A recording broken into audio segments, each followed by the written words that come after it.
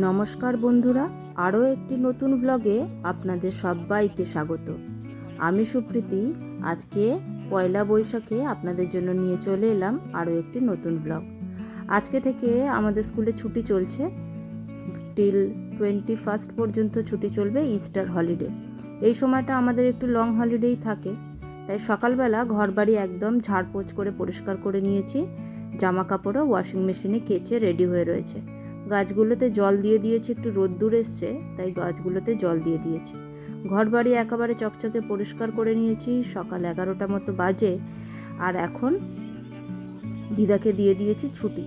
অন্যান্য দিন দিদা আমরা অফিস গেলে টুকটুক করে অনেক কাজই করে, তাই আজকে টিভিতে একটু পয়লা বৈশাখের গান চালিয়ে দিয়ে দিদাকে বলেছি জাস্ট রিল্যাক্স করো। আর এই দেখুন, আমার অ্যাডেনিয়াম গাছটাতে এই কালারের ফুলটা নতুন ফুটেছে, আর এগুলো তো আপনারা আগেই দেখেছেন। দারুণ লাগে আর অনেক দিন করে ফুটে থাকে।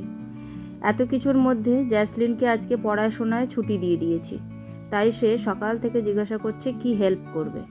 আজকে বিশেষ কিছু রান্নার করার নেই, আজকে খুব সিম্পল রান্নাই হবে। বাজার থেকে 10 টাকায় এতগুলো লঙ্কা দিয়েছে, কারণ রোদ্দুরে যা গরম পড়েছে তাতে সবজিপত্র এমনি শুকিয়ে যাচ্ছে। দেখছেন এর গাটা কেমন কুঁচকে গেছে, তাই জন্য 10 টাকা সবটা লঙ্কা একবারে দিয়ে দিয়েছে। তাই এগুলো ফ্রিজে ভালো করে বোটা ছাড়িয়ে রেখে দিলাম, অনেক দিন চলবে। আর আগের লঙ্কাগুলো আগেই ইউজ করে নেব। জ্যাসলিন এদিকে বলেছিলাম জ্যাসলিনকে চাল বার করে একটু ভিজিয়ে রেখে দে। আর আজকে ফলের মধ্যে বার করে নিয়েছি হাফ, সেই যে আমি বেল এনেছিলাম সেই বেলের অর্ধেকটা, আর জ্যাসলিনের জন্য ভিজিয়ে দিয়েছি দুটো মুসাম্বি। ফ্রিজে কেটে রাখা উচ্ছেগুলোর মধ্যে আজকে এই ভাজা করার উচ্ছেটা বার করে নিলাম। এটা আজকে একটু আলু দিয়ে ভাজা করব। এগুলো কেটে কুটে রেডি করা থাকলে যে কি সুবিধা হয় তোমাদের কি বলবো। তোমরাও চাইলে এই টিপসটা ইউজ করতে পারো তোমাদের প্রতিদিনের জীবনে। যারা প্রতিদিন কাজকর্মে প্রচুর ব্যস্ত থাকো, হুট করে সবজি না কেটে যদি হাতের সামনে কাটা সবজি পাওয়া যায় তাহলে তো বেশ হয় বলো। চালের জলটা ফেলে দিইনি, চালের জলটা আমি গাছে দিই, তাই সেটা কালেক্ট করে অ্যাডেনিয়াম গাছগুলোতে এই কাপের 1 কাপ করে দিয়ে দিলাম। জ্যাসলিনকেও গাছে জল দেওয়া আমি শেখাই, কারণ গাছকে জল দেওয়া, পাখিদের জল খেতে দেওয়া, এগুলোর মধ্যে একটি আলাদা অনুভব রয়েছে, যেগুলো পরকে সাহায্য করা এসবে বোঝায়। আর এই যে নিম হলুদ, এটা ছাড়া তো পয়লা বৈশাখটা যেন অসম্পূর্ণ থেকে যায়। আমরাও ছোটোবেলা দেখতাম আমাদের দাদু দিদারা এই কাঁচা হলুদ আর কাঁচা নিম পাতা বেটে মাখিয়ে স্নান করিয়ে তারপরে নতুন জামা কাপড় পরাতো। তাই জ্যাসলিন মাখবে না বলছিল, তাই আমি আগে একটু মেখে ওকে দেখিয়ে দিলাম যে এটা দেখ এরকম মাখতে হয়। তাই ওকেও একটু ভালো করে মাখিয়ে তারপরে স্নান করিয়ে দিদুনের আনা এই জামাটা আজকে ও পরবে। এটা মামার বাড়ি থেকে এসছে।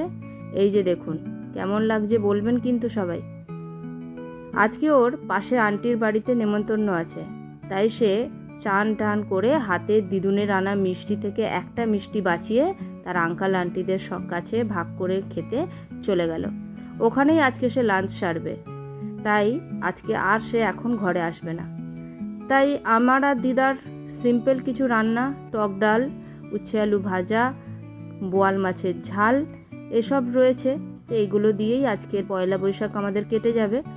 তো ঘরে রাখা গাছগুলো, এটা হচ্ছে এরিকা পাম, তার পাতাগুলো ভালো করে মুছে দিচ্ছি।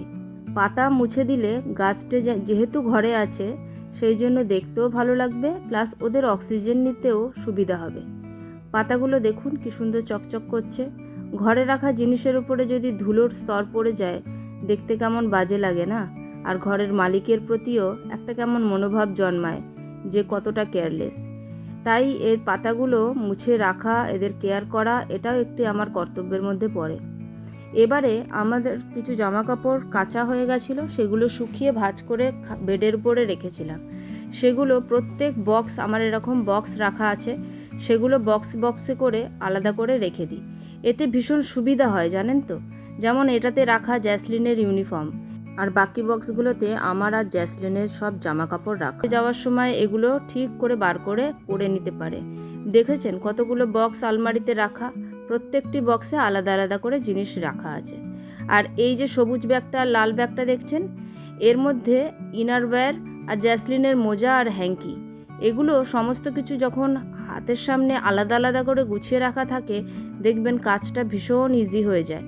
আর বাচ্চাকে যদি আপনি স্বনির্ভর হতে শেখান, তাহলে তাকে তো একটু ব্যাপারটা ইজি করে দিতেই হবে, তাই না? চলুন, বিছানা কাঁথা গুছিয়ে আজকে এখানেই শেষ করলাম। সবাই সুস্থ থাকবেন, ভালো থাকবেন, টাটা।